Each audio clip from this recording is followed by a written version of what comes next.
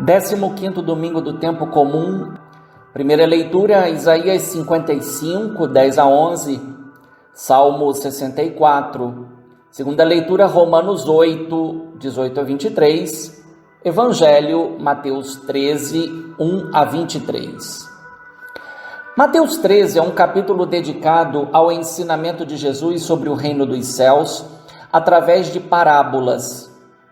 Contém uma introdução, Mateus 13, 1 a 3a, 7 parábolas, das quais 2 com comentários, a parábola do semeador e a parábola do trigo e do joio, e uma conclusão, Mateus 13, 51 a 52. Um dado singular é que este bloco sobre as parábolas está emoldurado por 2 situações que envolvem os parentes de Jesus. Na primeira, são eles que vêm ao encontro de Jesus e tentam lhe falar, Mateus 12, 46 a 50. Na segunda, é Jesus que visita a sua cidade natal de Nazaré, onde novamente os parentes são enunciados, Mateus 13, 53 a 58. Na liturgia desse domingo se proclama a introdução, a parábola do semeador e sua explicação. Esse bloco pode ser subdividido em 4 partes. Na primeira, versículos 1 e 2, Jesus se movimenta e passa da casa para a praia, onde é cercado por uma multidão, e por 2 vezes se diz que ele se sentou. Na segunda, é a postura de quem assume um local para ensinar. Jesus fez de uma barca a sua cátedra, para que pudesse ter a multidão de frente e pudesse aproveitar a direção do vento para propagar a sua voz. Na segunda, versículos 3 a 9, Jesus então abre a sua boca e ensina, fazendo uso de uma parábola ligada ao mundo agrícola. É preciso não esquecer que ele não se encontra em um campo, mas à margem do mar da Galileia. Logo, em um local provavelmente ocupado por uma colônia de pescadores, e que era procurado pelas pessoas em função do comércio de pescado. Curioso então, Jesus não contou uma parábola sobre pescadores, mas sobre agricultores, a fim de falar de 4 tipos de terreno sobre o qual caiu a semente, à beira do caminho, entre as pedras, entre os espinhos e em terra boa. A base dessa distinção tem a ver com a geografia do local, pois o terreno era muito acidentado e desigual, típico da região. O elemento comum é a semente, e a sua sorte depende, de certa forma, do tipo de terreno. É, porém, importante notar que a semente serviu aos 4 tipos de terreno. Se no primeiro não brotou, serviu para alimentar as aves do céu. Nos demais, a semente brotou, mas somente no último produziu frutos. Meta que reside em cada semente: ser novamente uma semente reprodutora, presente em um fruto. O sentido e a eficácia da semente, que representa a palavra de Deus, podem ser encontrados na vontade de Deus que envia a sua palavra ao ser humano.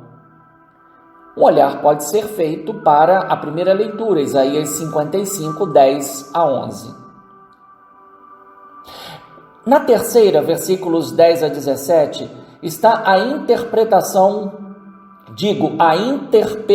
dos discípulos. É necessário admitir que o local não é mais o lago e a barca, pois existe um movimento dos discípulos. Se aproximaram e fizeram a pergunta. Não faria sentido Jesus dar a resposta que induz a pensar em privilégio diante da multidão, que certamente se sentiria ofendida. 3 verbos são importantes nessa terceira parte: ver, ouvir e compreender. Fazem lembrar o axioma aristotélico: nada há no intelecto do ser humano que antes não tenha passado pelos seus sentidos. O centro da questão está no versículo 15. Porque o coração deste povo se tornou insensível, eles ouviram com má vontade e fecharam seus olhos, para não ver com os olhos, nem ouvir com os ouvidos, nem compreender com o coração, de modo que se convertam e eu os cure.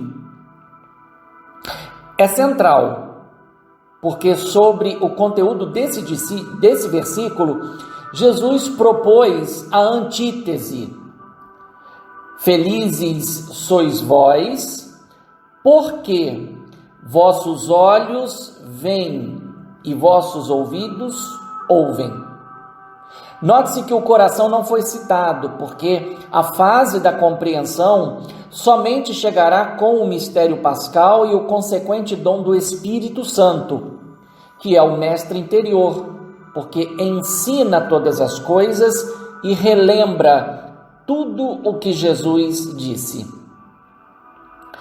A esse ponto, é importante a referência que Jesus fez aos profetas e aos justos, a fim de mostrar para os discípulos que algo a mais foi revelado. Deve-se lembrar que Deus havia se queixado a respeito do fechamento do povo diante da sua palavra proclamada pelos profetas. Dou 3 exemplos. Moisés reconheceu que o povo tinha uma dura cerviz. Êxodo 32, 9, Deuteronômio 9, 6 e 13. E a fala de Jesus é muito próxima a Jeremias 17, 23. Mas eles não escutaram nem inclinaram o seu ouvido, antes endureceram sua cerviz para não escutarem e não receberem o ensinamento. Bem como a Ezequiel 3, 7. Mas a casa de Israel não quer escutar-te, porque não quer escutar a mim. Com efeito, toda a casa de Israel tem a cerviz inflexível e o coração endurecido. Na quarta, versículos 18 a 23, Jesus apresenta aos discípulos a explicação da parábola, isto é, faz a associação dos elementos. O objetivo de um ensinamento através de uma parábola, que traz uma comparação em forma de provérbio, charada ou história, é propor uma verdade, fazendo o uso de elementos comuns e presentes na vida cotidiana dos ouvintes. Isto facilita a comunicação, que, para ser estabelecida, precisa ligar quem fala a quem ouve, através do que se fala. Pois quem ouve é seletivo e só ouve o que quer e o que lhe interessa.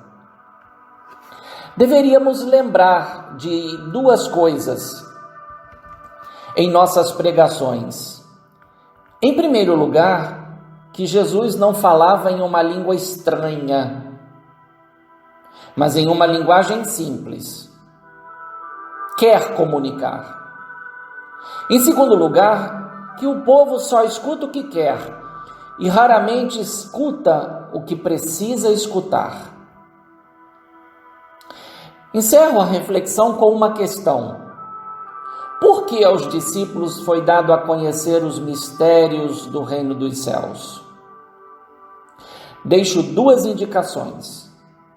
Porque, ao aceitar o chamado, os discípulos deixaram tudo para seguir Jesus, como está em Mateus 19, 27 a 30.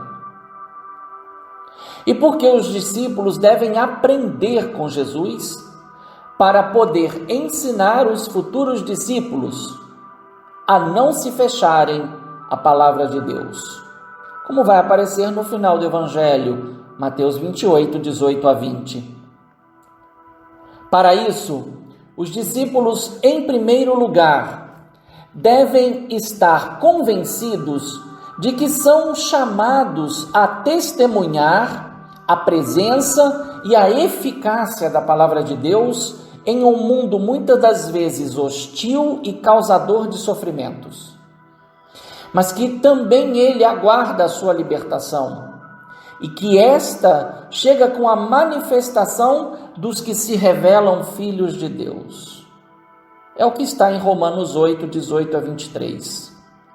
Assim, a transformação de toda a criação acompanha a transformação que acontece no ser humano que se converte e acolhe a palavra de Deus em sua vida. Lembremos, para nós, o convite tem uma primazia. Primazia não que advém do privilégio, mas em função da nossa vocação e da nossa missão. Fraterno abraço e um abençoado domingo no Senhor. Padre Leonardo Agostini.